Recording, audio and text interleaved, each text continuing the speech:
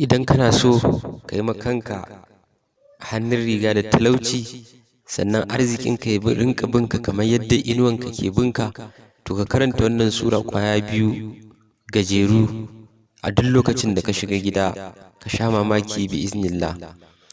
A'udhu billahi minash shaitanir rajim. Bismillahir rahmanir rahim.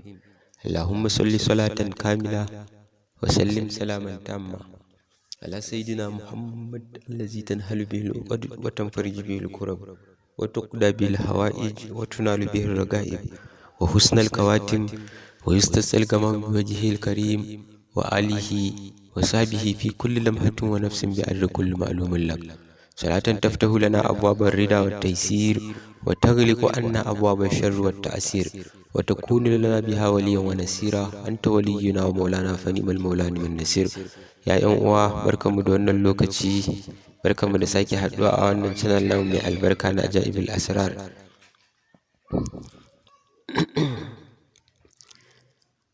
A yau mun zo muku da wannan fa'ida mai matuƙar muhimmanci, mai matuƙar daraja na waɗannan surori guda biyu masu girma, masu matuƙar tasiri wajen asirarai da suka tara da neman alkhairin duniya da kuma neman kariya ga duk sharri.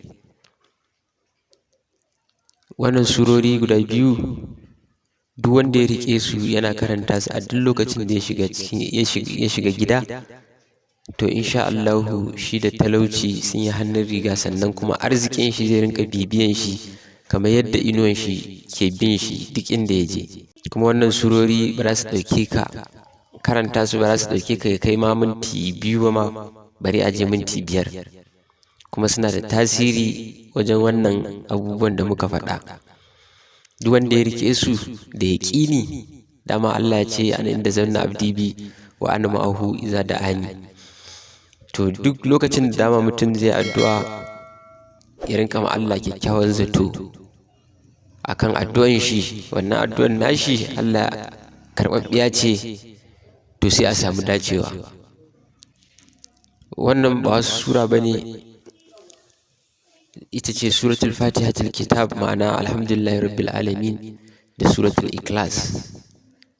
Duk wanda ya rike su yana karanta su duk lokacin da ya shigo cikin gidan shi, to insha Allahu shi da talauci sun yi hannun riga, sannan kuma arzikin shi zai rinka bibiyan shi kamar yadda inuwan shi ke bibiyan shi, yadda muka faɗa.